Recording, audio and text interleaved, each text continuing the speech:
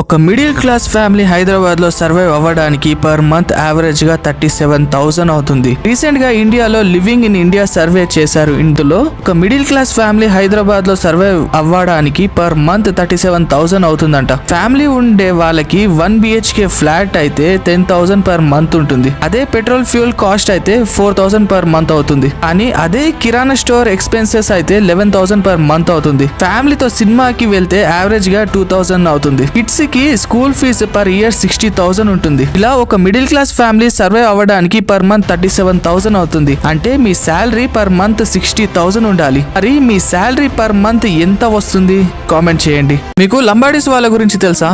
దీని వెనుక పెద్ద హిస్టరీ ఉంది. వీళ్ళని ఫస్ట్ బంజారా తెగలు అనేవాళ్ళు. ఈ బంజారా తెగని లంబాడి, లంబాని, సూగలి గోర్ బంజాలి అని పేర్లతో కూడా పిలుస్తారు. బంజారా తెగ వాళ్ళు రాజస్థాన్ నుండి వలసకు వచ్చారు. వీళ్ళ కులదైవం సతీభవాని. వీళ్ళు ఫిజికల్ గా చాలా స్ట్రాంగ్ గా ఉండేవాళ్ళు, హైట్ లో, పర్సనాలిటీలో కూడా. ఇది చూసిన బ్రిటిష్ వాళ్ళు వీళ్ళకి లాంగ్ బాడీస్ అని పేరు పెట్టారు. ఈ లాంగ్ బాడీస్ నుండి లంబాడి అనే పేరు వచ్చింది వీళ్ళకి. బంజారా లాంగ్వేజ్ అనేది చాలా పురాతనమైన లాంగ్వేజ్. కానీ వీళ్ళు చాలా సార్లు వేరే ప్రాంతానికి వలస వెళ్ళడం వల్ల, ఇంకా అప్పట్లో వాళ్ళు చదువు మీద ఎక్కువ దృష్టి పెట్టకపోవడం వల్ల ఈ లంబాడి తెగకి రాయడానికి భాష లేకుండా పోయింది. ఇది ఈ లంబాడి తెగ వెనుక ఉన్న హిస్టరీ. మీరు ఎప్పుడైనా ఆలోచించారా మనం ఎందుకు గణపతికి గరిక సమర్పిస్తామని? పూర్వంలో అనలాసుర అనే రాక్షసుడు ఉండేవాడు.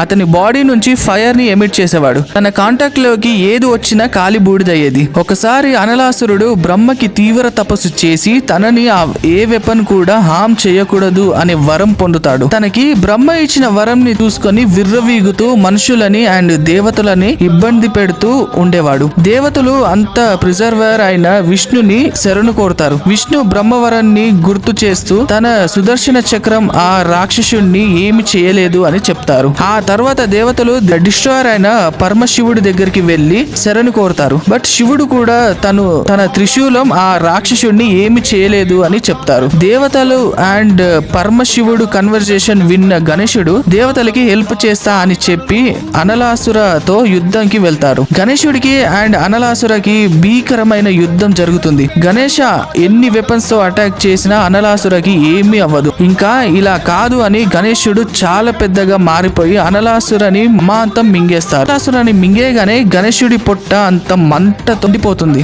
అనల అంటే సంస్కృత్ లో ఫైర్ అని అర్థం. పేరుకి తగ్గట్టే అనలాసుర బాడీ ఎప్పుడు మంటతో మండుతూ ఉండేది అండ్ అతను ఫైర్ ని వదిలేవాడు. గణేశుడు పొట్టలో అనలాసుర బాడీ నుంచి వస్తున్న హీట్ ని గణేశుడు తట్టుకోలేకపోయారు. వర్ణదేవుడు వచ్చి చాలా వాటర్ గణేశుడి పొట్ట మీద పోస్తారు హీట్ తగ్గడానికి. బట్ గణేష్ కి ఆ మంట పోదు. అప్పుడు శివుడు కశ్యప మునిని పిలిచి ఏదైనా ఉపాయం ఉంటే చెప్పమంటారు. వెంటనే ముని 21 గర్కాలని బండల్లా చేసి గణేశకి ఇచ్చి స్వాలో చేయమంటారు. ఆ బండల్ గణేశుడి పొట్టలోకి వెళ్ళగానే బర్నింగ్ సెన్సేషన్ మొత్తం పోతది. అప్పుడు గణేశుడు ఎవరు అయితే ఆయనని గరికతో పూజిస్తారో వాళ్ళకి తన బ్లెస్సింగ్స్ ఉంటాయని చెప్తారు.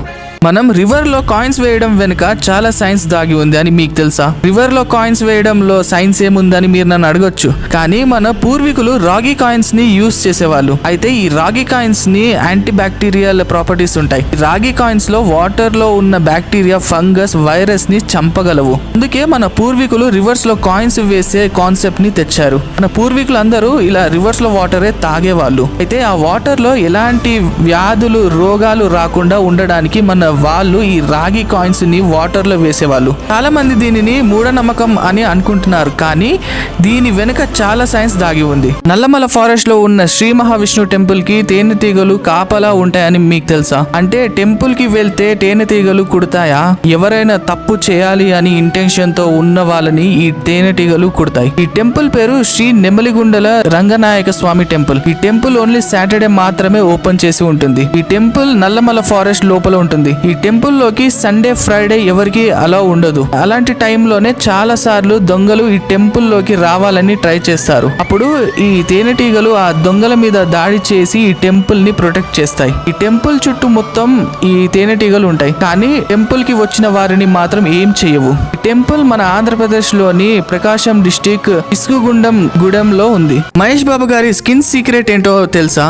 డైరీ ప్రొడక్ట్స్ ని అవాయిడ్ చేయడం. మహేష్ బాబు గారు తన డైలీ లైఫ్ లో milk milk, curd and other dairy products ని అవాయిడ్ చేస్తారు. దీనికి రీజన్ మిల్క్ లో IGF-1 అనే హార్మోన్ ఉంటుంది. దీని వల్ల స్కిన్ ఇన్ఫ్లమేషన్ పెరిగి యాక్నీ, పింపుల్స్ పెరుగుతాయి. డైరీ ప్రొడక్ట్స్ లో హై క్యాలరీస్, ఫ్యాట్ ఉంటాయి. దీని వల్ల బాడీ హార్మోనల్ బ్యాలెన్స్ జరిగి బాడీలో ఫ్యాట్ పర్సెంట్ పెరుగుతుంది. అందుకే మహేష్ బాబు గారు తన డైలీ లైఫ్ లో డైరీ ప్రొడక్ట్స్ ని అవాయిడ్ చేస్తారు. ప్రభాస్ ఇంట్లో ఉన్న కల్పవృక్ష ట్రీ గురించి మీకు తెలుసా? ఈ ట్రీ 3500 ఇయర్స్ ఓల్డ్ అంట. ట్రీ పేరు కల్పవృక్ష. దీని ఏజ్ 3500 ఇయర్స్ ఓల్డ్. కాస్ట్ వచ్చి 4 crores. ఈ కల్పవృక్ష ట్రీ ఇండియాలో 2 మాత్రమే ఉన్నాయి. ఒకటి ప్రభాస్ దగ్గర, ఇంకొకటి అంబానీ దగ్గర.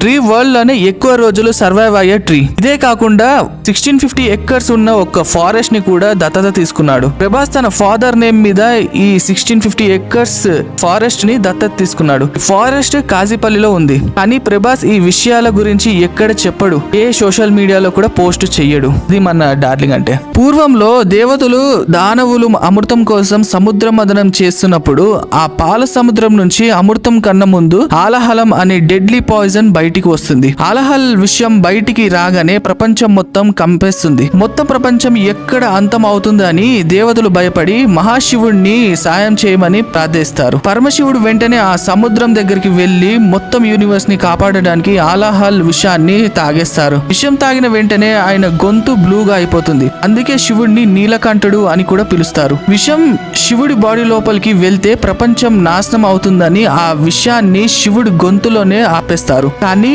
విషం చాలా పవర్ఫుల్ అవ్వడం వల్ల శివుడి గొంతులో ఉన్న విషం నుంచి చాలా హీట్ రేడియేట్ అవుతూ ఉంటుంది. అప్పుడు పాములకి రాజు అయిన వాసుకి వచ్చి శివుడి గొంతు చుట్టూ చుట్టుకుంటారు. స్నేక్స్ అనేవి సో కాల్డ్ బ్లడెడ్ స్పైసెస్. వాటి బాడీ ఎప్పుడు కోల్డ్ గానే ఉంటాయి. సో వాసుకి శివుడి గొంతులో ఉన్న విషం నుంచి వచ్చే హీట్ ని కూల్ చేస్తారు. వాసుకి చేసిన దానికి సంతోషించిన శివుడు వాసుకిని ఎప్పుడు తన మెడలో ఆభరణంలా ఉంచుకుంటాను అని వరం ఇస్తారు. అప్పటి నుంచి నాగరాజు వాసుకి శివుడి మెడలో ఆభరణంలా ఉండిపోతారు. ఇంకొన్ని పురాణాలు ఏం చెప్తాయి అంటే శివుడు హలహలం విషాన్ని తాగుతున్నప్పుడు స్నేక్స్ కూడా వచ్చి కొంత విషాన్ని తాగుతాయి. అయితే పాములు చేసిన ఈ పనికి సంతోషించిన శివుడు నాగరాజు వాసుకిని మెడలో ధరిస్తారు అని కొన్ని పురాణాలు చెప్తున్నాయి. అసలు ఫ్రూట్స్ ని ఎందుకు వాష్ చేయాలి, చేయకపోతే ఏం అవుతుందో చెప్తా వినండి. మన ఇండియాలో ఆర్గానోఫాస్ఫేట్స్ అండ్ కార్బమేట్స్ ఈ 2 most commonly used pesticides in India. ఇవి క్రాప్స్ ని ఇన్సెక్ట్స్ నుంచి కాపాడడానికి యూజ్ చేస్తారు. ఆ పెస్టిసైడ్స్ స్ప్రే చేస్తున్నప్పుడు ఫ్రూట్స్ మీద కూడా పడతాయి. అవి గనుక మనం సరిగ్గా వాష్ చేయకుండా తింటే మనకి హెల్త్ ఇష్యూస్ వస్తాయి. Like acute poisoning, gut damage, diarrhoea and slow development in children, weight gain, diabetes and hormonal problems లాంటివి. అయితే ఏంటి మావా, మమ్మల్ని ఫ్రూట్స్ తినడం మానేమంటావా? ఊకమావా, నేనెందుకు ఫ్రూట్స్ తినడం ఆపమంటాను? ఫ్రూట్స్ కడుక్కొని తింటాంగా, సరిపోదు. Either salt water or baking సోడాతో వాష్ చేసుకుంటే మీ ఫ్రూట్స్ మీద ఉన్న హార్మ్ఫుల్ కెమికల్స్ పోతాయి. మాస్టరు, అసలు బేకింగ్ సోడాతో ఎందుకు వాష్ చేయాలి? బేకింగ్ సోడాతో వాష్ చేయడం వల్ల 96% ఆఫ్ పెస్టిసైడ్ కాంపౌండ్స్ ఫ్రూట్స్ మీద నుండి పోతాయి. సో రెగ్యులర్ వాటర్ తో వాష్ చేస్తున్నప్పుడు పోని pesticide compounds baking soda water తో వాష్ చేస్తున్నప్పుడు పోతాయి. నాలుగు పోయాక ఇంకోటి వచ్చి బేకింగ్ సోడా కూడా డేంజరస్ అంటే బేకింగ్ సోడా అనేది ఓ non toxic compound. So issues ఏముండదు. మాస్టరు, ఇంతకీ ఎలా వాష్ చేయాలి బేకింగ్ సోడాతో? బౌల్లో వాటర్ నింపి అందులో కొంచెం బేకింగ్ సోడా వేసి అందులో ఫ్రూట్స్ ని ఓ 20 minutes సోక్ చేయండి. తర్వాత హ్యాపీగా తినేయండి. ఈ రోజు నేను మీకు ఇండియాలో one of the most mysterious village గురించి చెప్తా. ఆ విలేజ్ ఎంత మిస్టీరియస్ అంటే దాన్ని black magic capital of India అని అంటారు. అకార్డింగ్ టు మనుస్మృతి 1624 వరకు అస్సాంలో మయాంగ్ అనే ఓ పెద్ద సామ్రాజ్యం ఉండేది అంట. మయాంగ్ మాయా అనే సంస్కృతి వర్డ్ నుంచి డిరైవ్ అయ్యింది. ఈ సామ్రాజ్యంలో మ్యాజిక్, తంత్ర విద్య అండ్ ఎన్నో సూపర్ న్యాచురల్ పవర్స్ కి రిలేటెడ్ ఇక్కడ శిక్షణ ఇస్తూ అండ్ ప్రాక్టీస్ చేసేవారు అంట. మహాభారతంలో కూడా మయాంగ్ సామ్రాజ్యం గురించి రాసి ఉంది. అకార్డింగ్ టు మహాభారత, భీముడు కొడుకు ఘటోత్కచ కురుక్షేత్ర యుద్ధంలో పార్టిసిపేట్ చేసే ముందు ఇక్కడికి వచ్చి మ్యాజికల్ పవర్స్ సంపాదించుకొని వెళ్లారు అంట. బ్లాక్ మ్యాజిక్ పర్ఫామ్ చేయడం కోసం ఈ విలేజ్ వాళ్ళు మనుషులని బలి ఇచ్చేవారు అంట.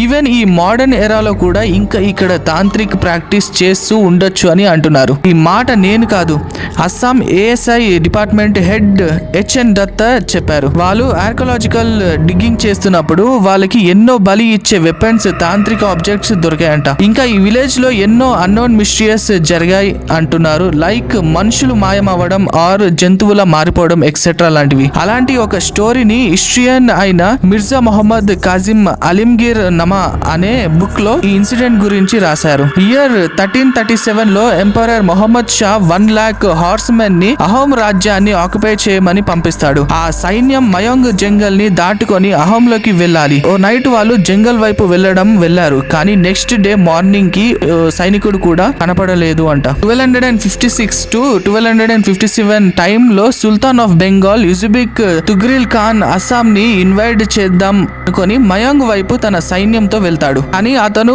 అండ్ తన సైన్యం ఏమైందో ఎవరికి తెలీదు. ఇలా ఎన్నో మిస్టరీస్ ఉన్నాయి మయాంగ్ కి రిలేటెడ్ గా. ఇంకా ఎన్నో అన్సాల్వ్డ్ మిస్టరీస్ మయాంగ్ విలేజ్ తో ముడిపడి ఉన్నాయి.